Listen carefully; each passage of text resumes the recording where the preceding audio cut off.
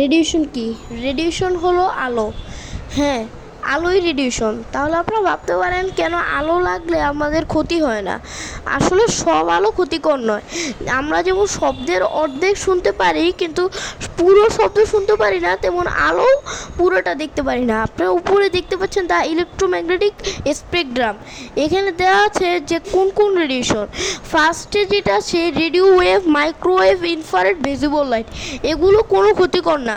Radio wave হলো আমরা কথা বলার জন্য ব্যবহার করি, মাইক্রোওয়েভ হলো মাইক্রো ওভেনে আমরা যে গরম করি, এবং ইনফ্রারেড রেডিয়েশন হলো আমরা যে টিভি চালাই ওইখান থেকে ইনফ্রারেড রেডিয়েশন বের হয়। এছাড়া কোনো বস্তু গরম হলো তা থেকে ইনফ্রারেড রেডিয়েশন বের হয়। ভিজিবল লাইট হলো আমরা যে লাইট দেখতে পারি। এরপরে আলট্রাভায়োলেট, এক্স রে, গামারে, এটা মানুষের জন্য ক্ষতিকর। এইসব রেডিয়েশন ক্ষতিকর। তবে আমাদের জীবনযাত্রায় যেমন মোবাইল ফোন এগুলোতে এইসব রেডিয়েশন ব্যবহার হয়। এবং আমরা যেই রেডিয়েশন ব্যবহার করি আমাদের মোবাইল ফোন চালানোর জন্য সেটা আমাদের ভিজিবল লাইটের থেকেও কম শক্তিশালী। তাহলে কিভাবে আমাদের ক্ষতি হবে এই সব রেডিয়েশনে?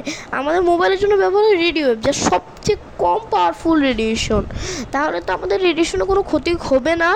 তবে যদি কোনো নিউক্লিয়ার পাওয়ার প্ল্যান্টের ক্ষেত্রে অনেক সময় ভুল ত্রুটির ফলে এক্স রে এবং গামারে নির্গত হয়ে যায়, যার ফলে হতে পারে।